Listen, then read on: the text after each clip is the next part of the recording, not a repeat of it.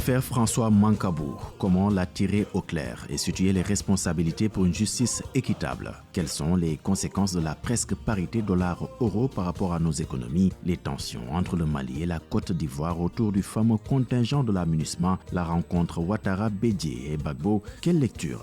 Pour analyser toutes ces questions, l'Air du Temps reçoit ce dimanche Demba Moussa Dembélé, directeur du Forum africain des alternatives, et Abdou Nying, journaliste, président du Club de la presse du Sénégal. L'Air du Temps, c'est ce dimanche 17 juillet 2022 de 10h à 11h sur iRadio avec Alassane Sambo Diop.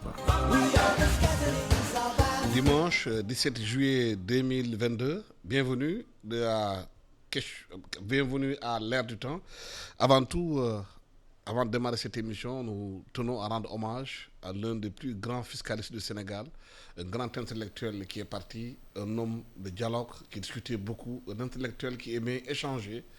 Nous parlons d'Hamid Fall, qui est décédé hier nuit à l'hôpital CTO avec beaucoup d'émotion, parce qu'Hamid était notre ami, ami de la presse, l'ami du journaliste. Hamid était toujours prêt à donner de son intelligence et de son savoir pour échanger sur la fiscalité et l'économie, qui sont des questions très très importantes et très stratégiques.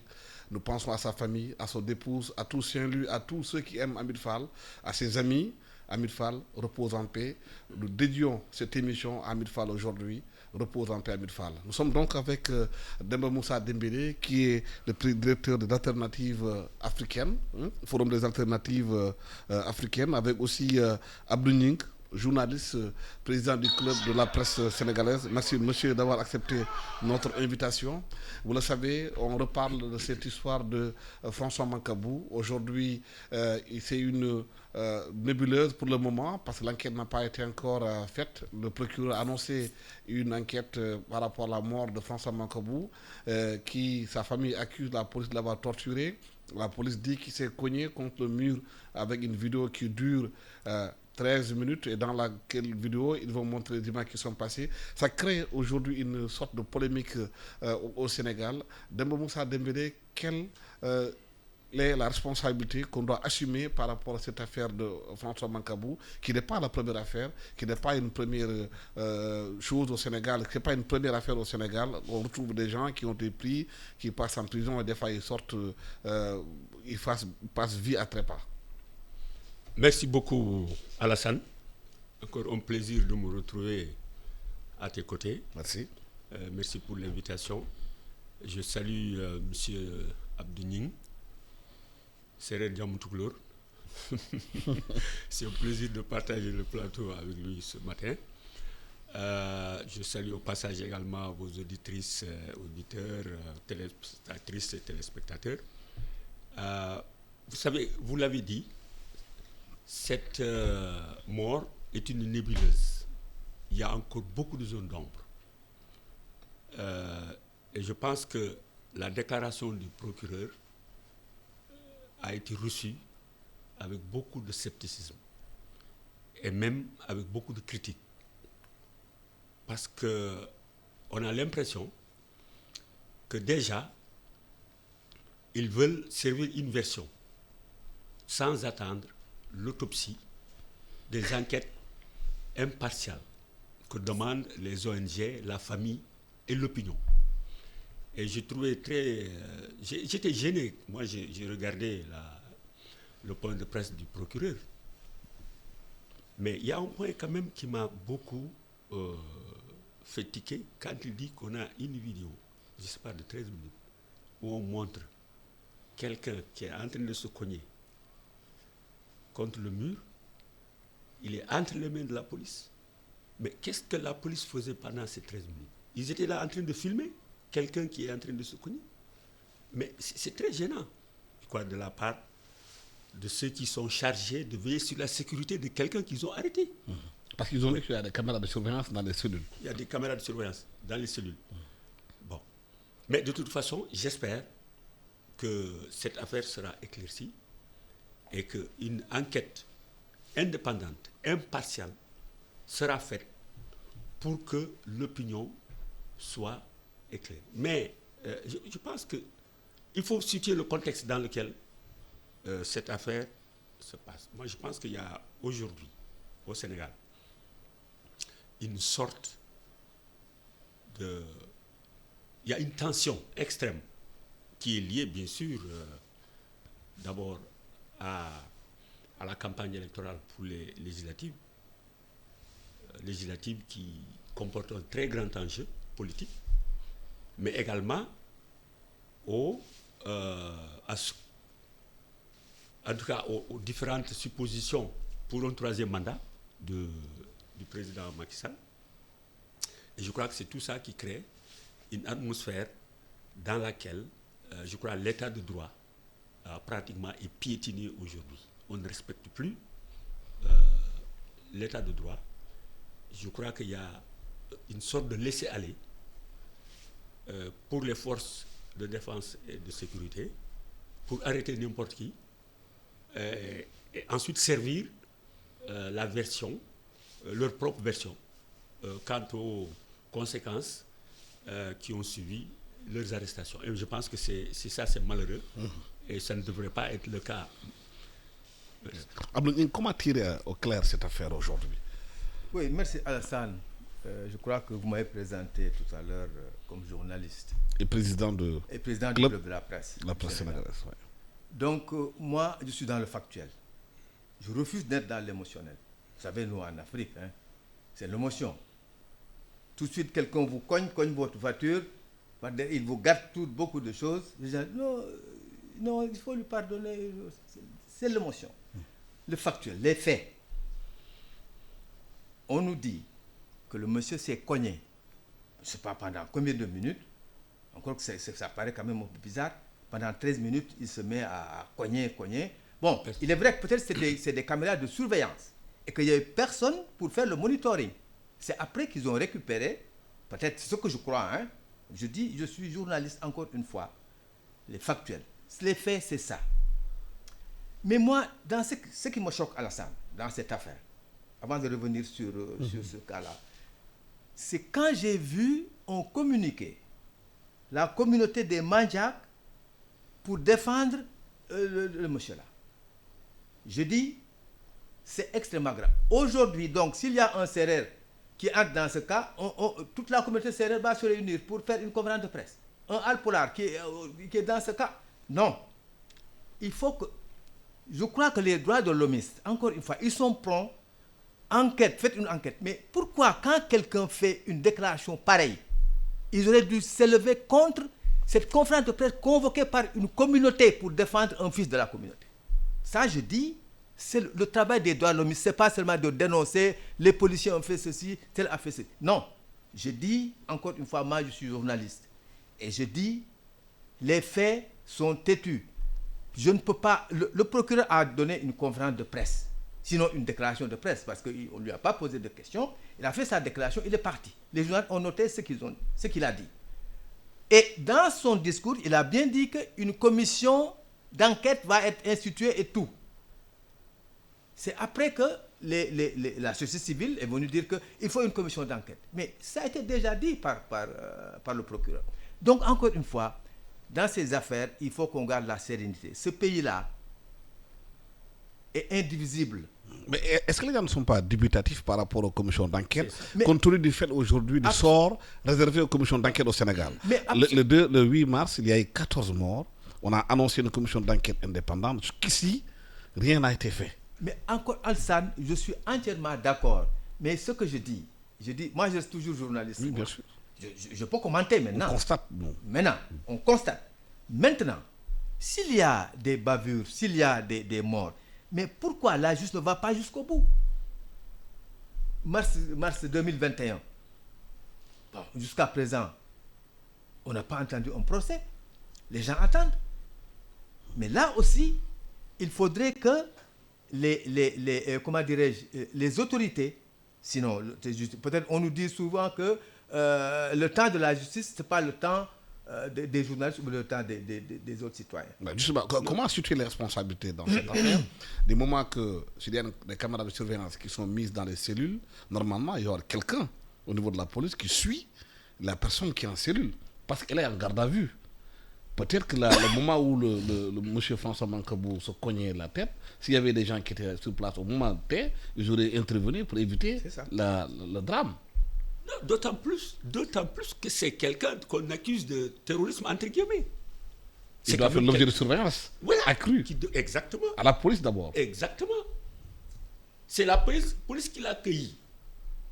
Donc il est sous la surveillance de la police. La police doit veiller sur sa sécurité. Parce qu'il est supposé être innocent jusqu'au moment du procès. N'est-ce pas? Donc il y a beaucoup de zones d'ombre. Et pourquoi les gens sont dubitatifs vis-à-vis des annonces faites par le procureur? C'est parce qu'il y a eu beaucoup de cas qui n'ont jamais été élucidés, malgré les annonces d'enquête. Pas seulement en mars 2021, mais les étudiants qu'on a tués ici à l'UQAD, à Gaston-Berger. Mais jusqu'à présent, on attend des enquêtes, et ça fait des années. Et les manifestations de 2012. Voilà. Et personne, jusqu'à présent, n'a été inculpé. Il n'y a même pas eu un début d'enquête. Et c'est pourquoi les gens disent nous ne sommes pas tellement satisfaits, nous sommes très dubitatifs par rapport à ce que le procureur a dit, parce que tout simplement, ce qu'on a constaté, c'est qu'on était toujours découpé des affaires, surtout quand ça concerne la police ou la gendarmerie. Et c'est la réalité. Jamra propose une commission, un comité d'honneur, non, pour venir rassembler toutes les sensibilités, pour regarder non seulement la vidéo, pour l'authentifier avec des experts qui vont l'authentifier, voir effectivement est-ce que ce que dit la vidéo, c'est la réalité. Est-ce que le jury d'honneur qu'on doit mettre en place doit aujourd'hui être un jury élargi à la famille de Mancabou, à tout le monde, pour que pour une fois, les choses soient clarifiées? J'ai appris qu'il y a une association qui s'occupe des gens en détention, j'oublie le nom. Oui, l'Office national de... Ils ont été de 15h à 18h, d'après leur communiqué. Et qu'ils ont vu une partie de cette vidéo et qu'ils se réservent de faire un commentaire quand les enquêteurs auront fini de délivrer ce qu'ils ont à faire. Donc déjà, est-ce qu'on ne peut pas se suffire de ces gens-là qui sont chargés de surveiller tout? Parce que créer un comité un jury d'honneur. Un jury d'honneur. Pourquoi on attend maintenant? Alors qu'il y a une association qui est dédiée pratiquement à ce genre de situation. Parce que, comme j'ai dit, heureusement, ils sont allés à la police. On leur a ouvert les portes.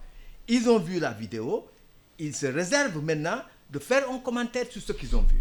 Donc, je crois que parce que, tu sais, quand on est en République, il faut aussi éviter certaines décisions un peu populistes. Parce que ça, c'est faire un peu dans le populisme. Parce que les gens l'ont dit, des associations de je ne sais quoi là, qui viennent pour s'insérer dans la chose, pour se faire valoir. Je dis non.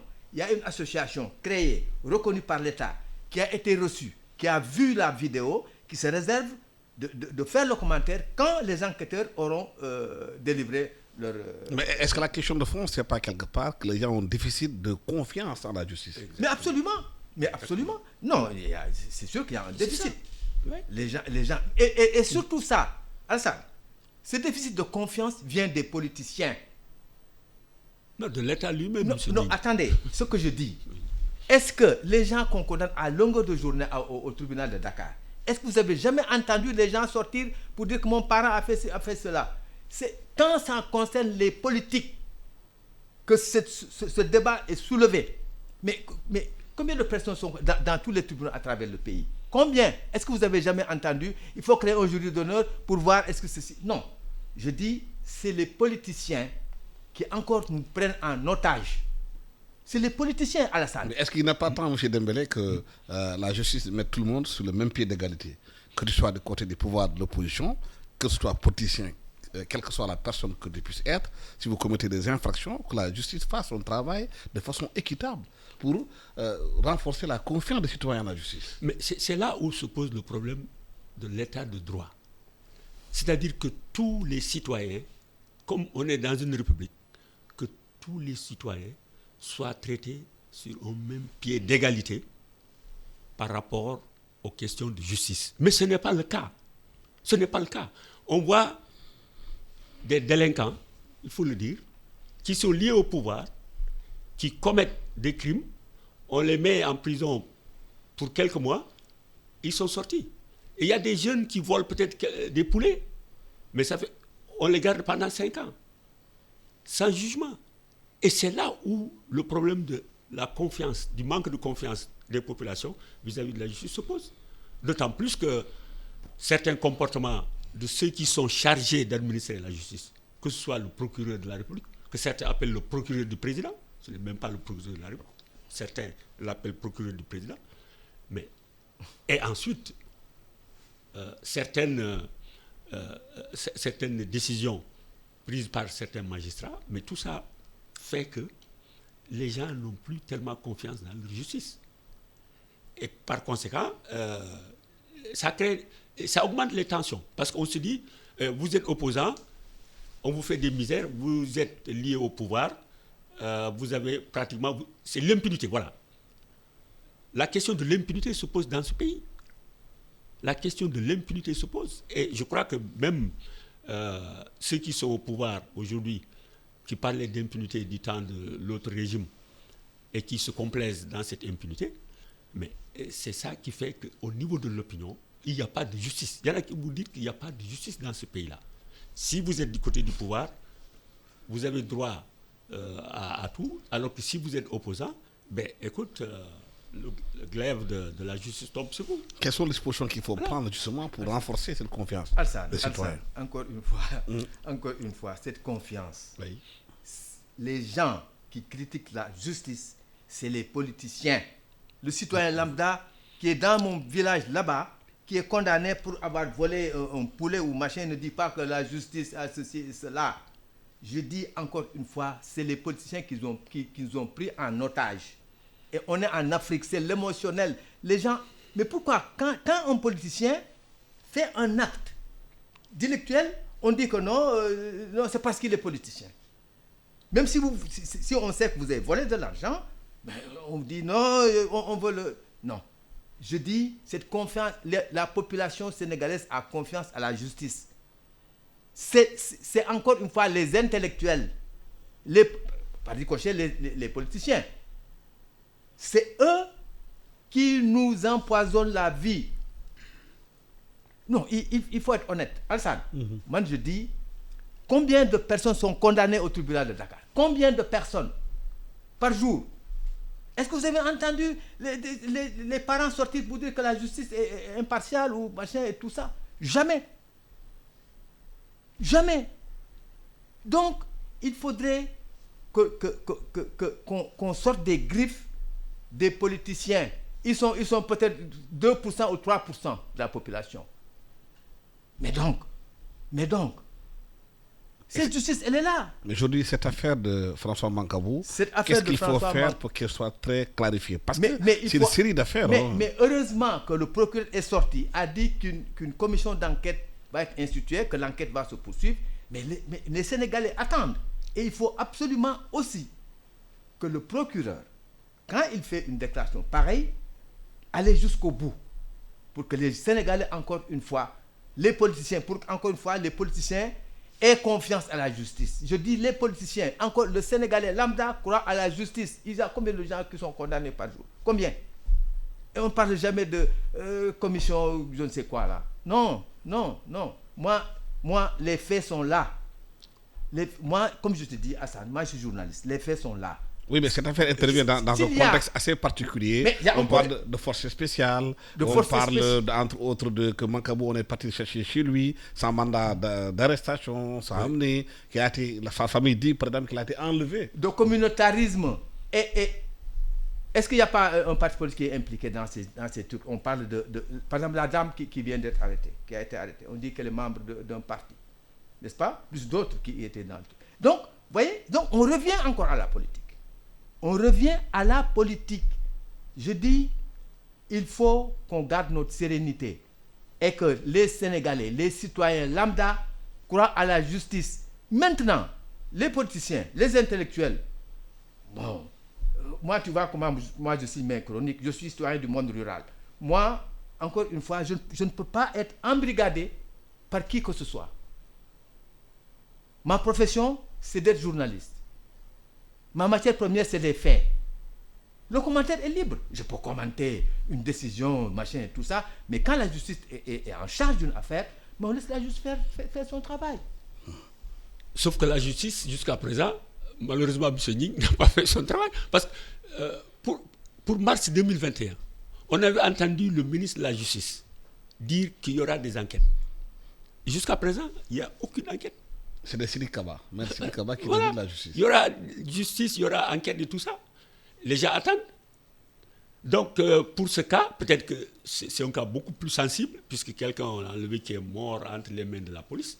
Ils se disent, bon, il faut faire quelque chose. Et d'autant plus que, comme vous l'avez dit, il y a une communauté qui est sortie, qui a fait une déclaration publique.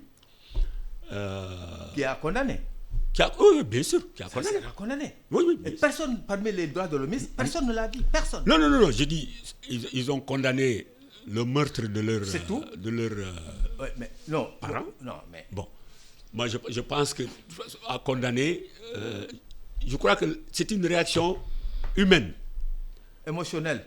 Non, pas émotionnelle. Je crois que c'est pas, M. Ning, c'est pas émotionnel. Je crois que c'est une réaction humaine. Parce que si quelqu'un, on le prend de chez lui, et ensuite il meurt entre les mains de la police, mais je crois que quelle que soit la communauté d'où il vient, les gens vont réagir. Ça, c'est sûr. Est-ce que quand même l'installation des caméras de surveillance dans les cellules ce n'est pas quelque part, même si une bonne chose pour les citoyens qu'on met en prison, ça permettra au moins aux gens d'éviter d'avoir des sévices dans certaines geôles. Tout à fait. Moi, je crois qu'en principe, l'objectif, ça devait être ça. Mais, installer aussi ces caméras de surveillance, il doit y avoir un QG où il doit y avoir quelqu'un qui fait le monitoring, qui suit. Il faut qu'il y ait quelqu'un qui suit. Parce que quand on dit garde à vue, on a un œil sur toi. Oui. C'est ça. Maintenant, l'œil là, c'est la caméra. Tu dois être mais à vue. il y a un appareil de l'autre côté. Tu dois être à portée de vue. Absolument. Vous êtes là, par exemple. Bon, il y a combien de caméras qui sont installées à travers Dakar? Mais le QG se trouve quelque part. Les gens voient tout ce qui se passe dans les rues. Parce qu'il y a des gens qui suivent. Donc, je crois qu'il faudrait compléter cela par qu'il y ait quelqu'un qui fait le monitoring, qui suit, qui se relaie. Ils n'ont qu'à se relayer 24 heures sur 24 pour suivre. Moi, je crois que ce serait ça la solution pour veiller sur tous ceux-là qui sont pris en garde à vue. Non, mais on parle de caméras de 13 minutes, je ne sais pas de combien de minutes. Mais il a fait plusieurs jours entre leurs mains. Ce n'est pas seulement ces 13 minutes. Il a fait plusieurs jours entre leurs mains. Donc, qu'on nous parle seulement de 13 minutes de vidéo et tout ça, mais tout ce séjour-là, qu'est-ce qui s'est passé entre-temps? Il faudra visionner tout ça pour situer les responsabilités. C'est ça, exactement. Ouais. Je rappelle que vous suivez L'Air du Temps, qui reçoit aujourd'hui Demba Moussa Dembélé, directeur du Forum africain des alternatives, Abdou Ning, journaliste, président du Club de la presse du Sénégal. Le deuxième point de notre débat, c'est par rapport à cette presque parité dollar-euro par rapport à nos économies. Est-ce que c'est dangereux de Moussa Dembélé pour nos économies, cette parité presque dollar-euro? Est-ce que ça a une conséquence sur le franc CFA? Bon, écoutez, moi je vois les gens réagir, oh là là, c'est mauvais pour nous. Je pense qu'il faut faire très attention. Parce que ce qui se passe entre le dollar et l'euro, ça n'a pas de répercussion automatique sur le franc CFA. Ah bon, pourquoi? Nos économies ne sont pas les mêmes. Nos économies ne sont pas les mêmes. Quels sont les secteurs qui achètent à partir de la zone dollar? Quels sont les secteurs qui exportent vers la zone dollar? C'est très compliqué. Il n'y a pas... Moi, j'ai lu pas mal de choses, j'ai écouté les gens parler, mais il n'y a pas de répercussion. Il y a même certains qui pensent qu'il pourrait y avoir une prochaine dévaluation. Tout ça, ça a été dit. Hein, mais la dévaluation, ce n'est pas par rapport au dollar. Parce qu'il n'y a pas de parité fixe entre le dollar et le franc CFA. Il n'y a pas de parité fixe. La dévaluation, ce serait par rapport à l'euro. Mais pour le moment, il n'y a pas de... En tout cas, autant que je sache, il n'y a pas de rumeur par rapport à cette dévaluation. Mais ce que je dis, c'est que quand les gens croient qu'il y aura renchérissement des coûts, des implications, il y aura des implications, des conséquences automatiques, à mon avis, ce n'est pas le cas. Je crois qu'il faut surveiller, voir quels sont les niveaux d'échange entre le franc, la zone, enfin ceux qui utilisent le franc CFA et la zone dollar, les États-Unis essentiellement. Et c'est à ce moment qu'il faut évaluer les choses. Mais faire un lien automatique entre ce qui se passe entre l'euro et le dollar et le franc CFA, pour moi, c'est une erreur. Oui. Abdou, certains redoutent qu'il y ait le renchérissement des coûts. Si cette parité-là, presque dollar... Oui, en fait, comme l'a dit Dembélé, je crois que comme nous n'avons pas de parité fixe avec le dollar, il n'y a pas le feu. Et je me souviens, quand je suis arrivé aux États-Unis en 2000, $1, c'était 700 francs CFA. Quand je suis arrivé aux États-Unis en 2000, $1, c'était 700 francs CFA. Vous voyez, c'était à l'avantage du franc CFA, n'est-ce pas? Mais dans cette situation, la plupart de nos marchés, on le fait dans la zone euro. On le fait avec l'Europe. La plupart des clients des pays africains, c'est l'Europe. Donc, il se peut qu'il y ait entre l'euro et le dollar. Et ça, c'est arrivé que il y a 20 ans. Depuis 20 ans, ça n'est jamais arrivé. C'est arrivé cette fois-ci. Bon, les économistes qui connaissent la chose pourront nous dire, mais pour le moment, moi je parle en profane, que nous avons le commerce avec la zone euro et nous avons une parité fixe. Pour le moment, il n'y a pas de danger. Je crois qu'il faudra qu'on se mette à pinailler sur des choses. Cette guerre entre le dollar et l'euro, non. Je crois qu'Alsan, on peut attendre. Et par ricochet, je reviens un peu sur ce problème de nos céréales avec ces histoires avec l'Ukraine. Mais Alsan, vous pensez que le paysan sérère là-bas, qui chaque matin, il a son petit déjeuner en tchéré, chez vous au Fouta, ce sera du lachiri hako, est-ce qu'il va s'étonner que le prix de la farine augmente? Non, ça c'est les gens des villes. Mais nous, au village, moi quand je vais chez moi, je dis le matin, je mange le tchéré. C'est ça que je mange. Mais quand vous êtes à Dakar, quand il n'y a pas de pain, c'est la fin du monde. Alors que non. Oui, mais si on pose ce débat-là, et que ça ne pose pas la question de fond de la souveraineté monétaire. Voilà, je voulais ajouter quelque chose par rapport à ça.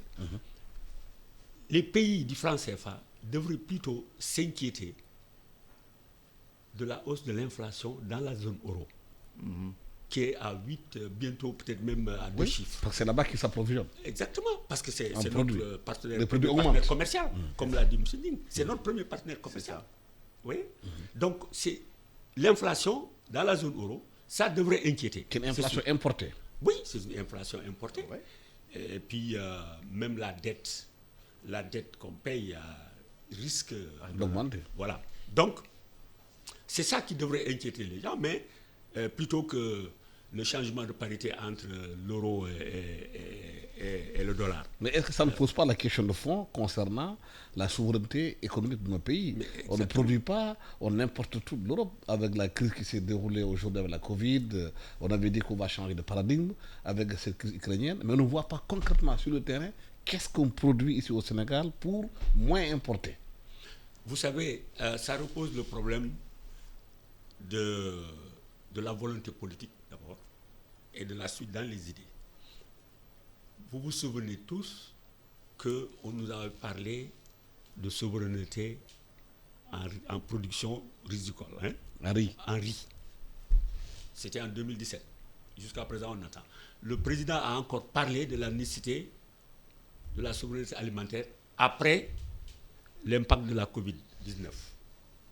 C'est très bien et c'est possible. Parce que les acteurs qui sont dans cette filière-là, que ce soit le CNCR ou d'autres organisations, disent que c'est possible. Mais il faut y mettre les moyens. Et je me rappelle, ceux qui organisent les producteurs de l'Afrique de l'Ouest, qui organisent la FIARA chaque année. Il y a quelques semaines, elle s'est terminée il y a quelques semaines de cela. Mais moi, j'ai assisté à des rencontres où ces producteurs disent que nous pouvons nourrir toute l'Afrique de l'Ouest si les politiques publiques suivent, c'est-à-dire que si les dirigeants africains opte pour la souveraineté alimentaire et Ils mettent des moyens. aide les producteurs locaux et freine, bien sûr, Les importations. les importations. Parce que dans tous les pays du monde, pour valoriser la production locale, mais on freine les importations. C'est normal. Abdounik, Et si on ne le fait pas, bien oui, sûr, c'est une question de fond. Aujourd'hui, si tous les jeunes des villages quittent pour venir à Dakar s'installer, vous rencontrez des charrettes dans les rues de Dakar, c'est que les jeunes ne sont plus dans les champs. Donc, à terme, ton tiré que tu manges chez toi là, tu ne vas pas l'avoir. Hassan, tu sais, je crois que j'en ai parlé un peu dans une de mes chroniques. J'ai dit les domaines communautaires, les domaines agricoles communautaires. J'ai dit, voilà une invention que je salue. Mais Alsan, tous ces jeunes-là qui viennent ici à Dakar, qui quittent le village, s'ils avaient un point d'ancrage au village, mais ils n'allaient pas venir et ils allaient gagner dignement leur vie. Je dis, les domaines, comme je ne fais la publicité de personne, mais je dis, Alsan, allez visiter un DAC. Il y a un peu de tout. Pisciculture, agriculture, maraîchage, élevage, il y a tout. Et en général, c'est les enfants du terroir qui sont là. Ils n'ont pas besoin de logement. Ils habitent chez eux et ils viennent travailler au DAC. Le soir, ils rentrent chez eux. C'est un peu comme les sovkhozes, les kibbutz en Israël. C'est ça qu'on doit encourager. On doit encourager. Deuxièmement, cette souveraineté alimentaire. Mais Alsan, nos hommes d'affaires, mais qu'est-ce qu'ils font de leur argent? Construire des immeubles? Mais pourquoi ils ne sont pas allés au fleuve pour prendre des milliers d'hectares qui sont en friche pour faire du blé? Il y a un problème foncier au Sénégal qui se pose. À chaque fois qu'un homme d'affaires sénégalais veut prendre des terres, les gens disent que c'est des terres de nos parents, c'est des terres de nos grands-parents. Il y a un réel problème foncier qui se pose. L'affaire d'Engler est là, très claire. Mais justement, Alsan, c'est-à-dire, on veut quelque chose et son contraire. Si on ne règle pas le problème foncier, il ne peut pas investir. Mais je dis encore une fois, pour ce qui est de la région du fleuve, je crois que l'État dit tout le temps qu'il y a des milliers d'hectares en friche. Mais quel est l'homme d'affaires qui s'est levé pour dire donnez-moi 2000 hectares? Personne. Vous ne pouvez pas l'avoir. Les villages refusent de vous donner les terres. Non, je crois qu'au fleuve, ce n'est pas une question de village. Hein. Ah si. Ah bon? Ah oui, c'est des terres qui appartiennent à des familles. Les périmètres qui ont été... de la SAED. Il y a les périmètres qui ont été aménagés par l'État. Il y a les périmètres de la SAED. Il y a des périmètres aménagés par l'État. C'est différent. Il y a les périmètres de la SAED qui sont aménagés depuis des années. Oui, et qui sont en friche. Voilà. Oui, mais s'il n'y a pas de piste de production, s'il n'y a pas d'évacuation, on ne met d'accord. pas son argent dans des périmètres où vous produisez la pomme de terre qui pourrit. Alsan, ce n'est pas l'État qui va faire l'autosuffisance, c'est nos hommes d'affaires. Oui, mais l'État doit mettre en place les conditions. Mais c'est pourquoi j'ai cité le cas de la région du fleuve où, en tout cas, on nous dit qu'il y a des terres en friche, des milliers d'hectares. Mais je me souviens une année, quand les hommes d'affaires ont protesté pour l'usine de sucre de Richard Toll. Oui. Mais l'État leur a dit, mais on vous donne des terres là-bas au fleuve pour faire de la canne à sucre. Ils ont refusé. Ils disent ils préfèrent importer du sucre. C'est ça. Ouais. Voilà, ça c'est une grosse question. Ensuite, Hassan, dans les années 70, dans les années 75, 76, 77, nous on aimait aller couvrir, on était jeunes journalistes, aller couvrir des manifestations à l'Institut de technologie alimentaire, ITA. Tout ce que les gens font maintenant, ça a été fait depuis plus de 40 ans, ça a été fait. Le bissap, du pain avec tout était sur place. C'est nos hommes d'affaires qui ne sont pas saisis de l'affaire. C'est les hommes d'affaires, encore une fois, Alassane. Le troisième point, c'est d'aller un peu dans la sous-région au Mali, la crispation entre la junte au pouvoir et la Côte d'Ivoire autour du contingent de la MINUSMA. Jusqu'à présent, des soldats ivoiriens sont 49, sont entre les mains de la junte au Mali qui parle de mercenariat. Les Nations Unies ont dit qu'ils n'étaient pas au courant de ce changement. La Côte d'Ivoire dit que c'est des changements naturels, normaux. Qu'est-ce qu'on peut respirer de cette histoire-là? Jusqu'où ça peut aller, ça? Alors, personne ne sait. Espérons quand même que, de part et d'autre, les gens vont chercher à baisser la tension, à faire baisser la tension. Il y a en fait, c'est que la version donnée par le gouvernement ivoirien a été démentie par les Nations Unies. Et par conséquent, tout le monde se demande comment ces 49 militaires ivoiriens ont quitté la Côte d'Ivoire pour aller à Bamako. Parce que d'après la version ivoirienne, toutes les autorités qui devaient être informées l'ont été. J'ai vu un communiqué de l'ambassadeur du Mali en Côte d'Ivoire qui dit qu'il n'a rien reçu, qu'il n'a reçu aucune information. Les autorités maliennes disent qu'elles n'ont reçu aucune information à ce sujet. Et les Nations Unies disent non plus qu'elles n'étaient pas informées. Donc, il y a un problème. Alors, peut-être qu'il faut mettre ça dans le contexte des relations entre la Côte d'Ivoire et le Mali. La Côte d'Ivoire fait partie des pays qui sont les plus hostiles à la junte. Aux autorités de transition. Moi, je dirais les autorités de transition. Les gens disent la junte, ils peuvent dire ce qu'ils veulent. Pour moi, c'est les autorités de transition qui essaient de régler le problème de leur pays. Oui. Alors, ceux qui, comme Alassane Ouattara, qui disent que oui, nous poussons au rétablissement de l'ordre constitutionnel, qu'ils ne respectent pas chez eux. Alassane Ouattara ne respecte pas l'ordre constitutionnel chez lui. Il a tout fait pour avoir un 3e mandat. Peut-être que même il va chercher un 4e mandat.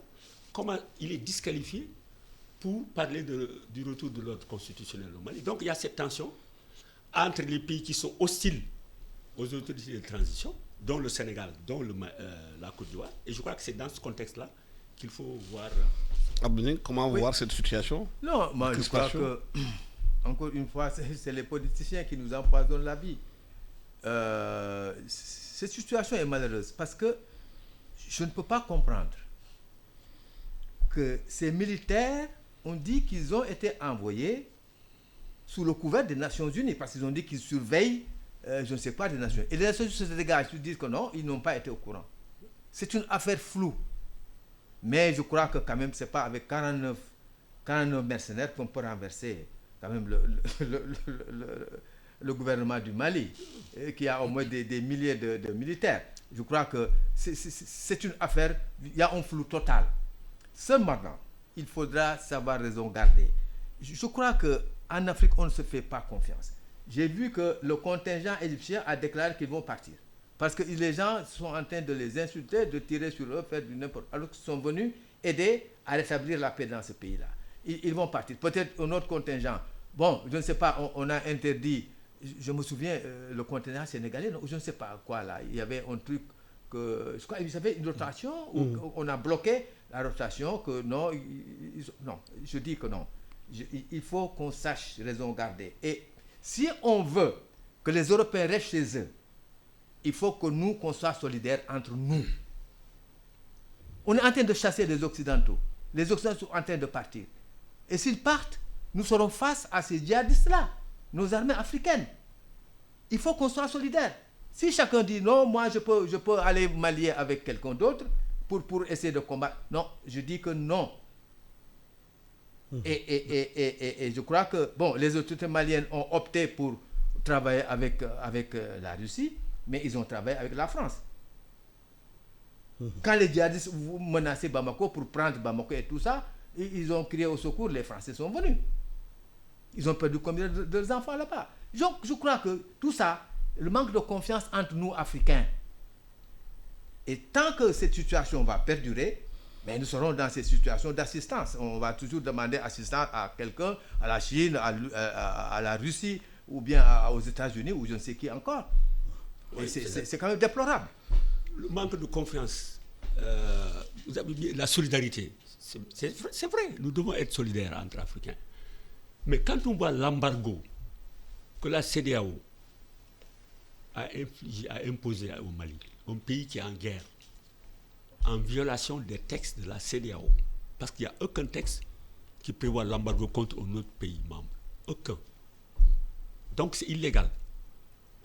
Ensuite, le gel des avoirs du Mali à la BCEAO, condamné par la Cour de justice de l'UMOA, qui a demandé de lever ce gel. Ils ont refusé. Donc il n'y a pas de solidarité. Un pays qui est en guerre contre les terroristes, et vous imposez un embargo total contre ce pays-là. Où est la solidarité? Parce que tout simplement, et j'ai donné mon point de vue là-dessus, parce que c'est un pays qui était pratiquement en conflit avec la France. Emmanuel Macron a son agenda, et il y a des présidents africains qui sont là pour servir l'agenda d'Emmanuel Macron. C'est évident. Mais ça nous permet d'aller le dernier point de notre débat. On a vu une photo en Côte d'Ivoire dans ce contexte. Ouattara reçoit Bédié et Gbagbo. Fait une photo en disant qu'ils sont dans le processus de réconciliation nationale. Voilà. Mais beaucoup se posent des questions par rapport au nombre de morts qui ont jalonné le conflit en Côte d'Ivoire. Est-ce que c'est des morts qu'on met perte et profit en Afrique? Hassan, oui. Tu sais, je vais raconter l'anecdote du président Houphouët-Boigny. Il disait qu'un jour, on voulait lui donner un doctorat honoris causa. Il a dit à De Gaulle, donnez ça à Senghor. Moi, je suis un paysan, je cultive la terre. Senghor, il cultive les lettres. Cette déclaration, cette anecdote, Alassane, ça me renvoie à une chose. Laquelle? Au Sénégal, Senghor a cultivé les esprits. Quand on parle de lettres et tout ça, c'est l'esprit. C'est pourquoi nous avons une nation. En Côte d'Ivoire, vous faites cultiver la terre. Les ethnies sont divisées. Ce sera très difficile, cette réconciliation, parce que elles sont divisées en Côte d'Ivoire. Donc, tant qu'ils n'auront pas construit une nation, ils vont vivre dans cette situation-là. Ils se sont rencontrés, c'est les trois éléphants de la politique ivoirienne. Ils vont se rencontrer, mais au fond, dans les villages, les gens se regardent en chair de face. Les BT, les Sony, les machins, je ne sais quoi là, ils vont se regarder en chair de face. Cette réconciliation, je dis, pour moi, ce n'est pas sincère. Alassane, ce n'est pas sincère.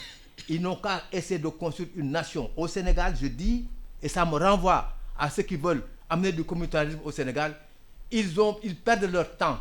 Au Sénégal, c'est terminé ces histoires de communautarisme. Personne ne peut réveiller un communautarisme ici au Sénégal. Nous sommes une nation, nous sommes soudés. Moi, je suis Sérère, Poulard, vous êtes Poulard. Mais je dis, et comme le disait Ibader Thiam, l'ethnie Sérère est l'ethnie centrale du Sénégal. Et ce n'est pas pour rien qu'on est au centre. Nous sommes cousins à plaisanterie avec vous au nord, cousins à plaisanterie. Nous sommes même des cousins, pas à plaisanterie, avec les Diola. C'est deux sœurs qui ont donné naissance aux Diola et aux Sérères. Donc, si je vois un Toucouleur et un Diola se quereller, je dis, mais c'est quoi ça? Je dis au Diola, et c'est quoi? Je dis au Poulard, c'est terminé. On n'en parle plus. Donc, voyez cette situation que nous avons, même dans les patronymes, les Diouf, les Faye, les Sen, les Diop, les Ndiaye, tout ça, c'est inculqué chez nous. Personne ne peut changer cette histoire de communautarisme, machin, communauté. Non. Encore une fois, je dis qu'en Côte d'Ivoire, tant qu'ils n'ont pas construit une nation, et la plupart de certains États africains, il n'y a pas de nation. C'est des États qui existent, les ethnies se regardent en chien de face. Regardez ce qui s'était passé au Rwanda. Mais de Moussa Dembélé, est-ce qu'aujourd'hui, la réconciliation nationale en Côte d'Ivoire entre Gbagbo, Ouattara et Bédié, c'est faite au nom de la nation, comme ils disent, mais au détriment de la justice? Comme il y a eu plus de 3000 morts qui ont perdu leur vie dans cette histoire de confrontation politique, il n'y a pas de justice pour ces gens-là et pour ces familles-là. Alors, moi, je pense que je pousse le point de vue de M. Ning. Je ne pense pas que ce soit une réconciliation très sincère. Vous savez, il y a tellement de contentieux, d'abord personnel, entre ces trois-là, notamment entre Gbagbo et Ouattara. Vous voyez, il y a tellement de contentieux au niveau personnel, sans compter le contentieux politique. Et bien sûr, les divisions ethniques, malheureusement, qui sont assez profondes. Ah oui. Et les nombreux morts dans tout ça? Oui, non, les nombreux morts sont malheureusement risquent de passer par perte et profit. Ouais. Parce que si eux, ils se réconcilient, ça veut dire qu'on oublie le passé. Ouais. C'est-à-dire qu'on oublie ce qui s'est passé, à savoir les personnes qui sont décédées. Peut-être on va indemniser leur famille, mais il n'y aura pas de justice. Il n'y aura pas de justice. Mais quelles leçons les populations doivent tirer de tout ça? Comment? Quelles leçons les populations doivent tirer de tout ça? Non, mais par rapport à l'engagement vis-à-vis des hommes politiques qui les amènent à l'échafaud et se réconcilier après. Mais de toute façon, quel que soit le pays dans lequel on se trouve, il y aura toujours des hommes politiques qui viendront vous proposer un agenda. Maintenant, vous êtes instruit par le passé et peut-être que là, vous faites beaucoup plus attention au discours. Mais de toute façon, il y aura des politiciens, quelles que soient les leçons amères ou autres qu'on aura tirées de ce qui s'est passé. Il y aura toujours des politiciens, il y aura toujours quelqu'un qui va se proposer président de la République, il y aura toujours des gens qui vont se proposer comme député à l'Assemblée nationale. Il faudra un jour ou l'autre faire un choix. Soit dit, moi la politique je ne m'en mêle plus, je ne vote plus, c'est possible. Ou alors tu dis, bon, peut-être que ça peut changer, peut-être qu'il y a une nouvelle génération qui peut nous mener dans une direction différente. Cela est possible aussi, parce que, vous savez, une nation, un pays, il y a quand même une certaine pérennité ou perpétuité, si vous voulez, avec la suite des différentes générations. Et peut-être que les nouvelles générations pourront apprendre de ce qui s'est passé et prendre leur nation dans des directions différentes. Oui. Quelles leçons les populations peuvent tirer de cette situation? Non, moi je crois que essayer de copier ce qui se fait de meilleur ailleurs. Je crois que, je reviens encore au Sénégal, nous avons la chance, nous, de parler une langue, le Wolof, disons, hein, une langue commerciale, donc tout le monde parle Wolof ici chez nous. En Côte d'Ivoire, ça n'existe pas. Ils ont leur français là. C'est le français là qu'ils ont entre eux, mais sinon, il y a ce communautarisme exacerbé. Et puis, même le BG là, on se souvient encore de l'ivoirité de Ouattara. Quand il voulait être candidat, il dit non, il est burkinabé, il n'est pas ivoirien. Donc tout ça, c'est dans leur subconscient. C'est dans leur subconscient. Donc, cette réconciliation, c'est la population, encore une fois, que je dis. Mais dans les temps, peut-être, il n'y avait pas cette division exacerbée qui faisait que les gens s'en tuaient. Chacun était dans son petit lopin. Mais dès l'instant qu'on est dans une entité qu'on appelle l'État, il faut que les gens se soudent et constituent une nation, comme nous l'avons fait au Sénégal. Ça, je dis, c'est le seul exemple. Parce que même si vous à côté, la Guinée à côté, il y a ces histoires de Peul et de Malinké, de trucs. En Guinée à côté. Donc, nous avons cette chance. Donc, les populations, que ce soit les Ivoiriens, les Guinéens, n'ont qu'à réfléchir et savoir qu'ils sont appelés à vivre ensemble. Ils ne peuvent pas déménager. Quoi qu'il arrive. Quoi qu'il arrive. Donc, ils doivent être ensemble, essayer de vivre ensemble pour que, quand même, la paix sociale soit instituée et que les gens continuent à vivre comme vivaient nos ancêtres. Il n'y avait pas de problème. Mais encore une fois, quand la politique, les intellectuels entrent dans la danse, alors voilà, c'est ça que ça nous crée. Ouais. Voilà. Parce que le problème de l'ivoirité, en fait, voilà, comme l'a dit M. Ning, oui, c'est bien du fait que oui, les Djoula, oui, tous ceux qui viennent du Nord sont considérés comme des gens venant du Mali, du Burkina et tout ça. Et qui sont venus là trouver les autres. Oui. Donc c'est des étrangers, entre guillemets, tout à fait, qui sont venus prendre notre place. Voilà. Il y a encore cette mentalité-là. Oui. Et ce qui explique le problème de l'ivoirité. oui. Et tous ces problèmes qu'on vit aujourd'hui. C'est malheureux. Voilà, le temps qui nous est imparti est terminé. Merci. Demba Moussa Dembélé, directeur du Forum des Alternatives. Abdou Ning, journaliste et président du Club de la presse du Sénégal. Merci d'avoir été avec nous sur ce plateau, dans ce studio de e-radio pour débattre de l'actualité de la semaine à l'ère du temps. Merci à Biran Sissé qui assure la technique. Merci à tous et bon dimanche à tous. E-radio,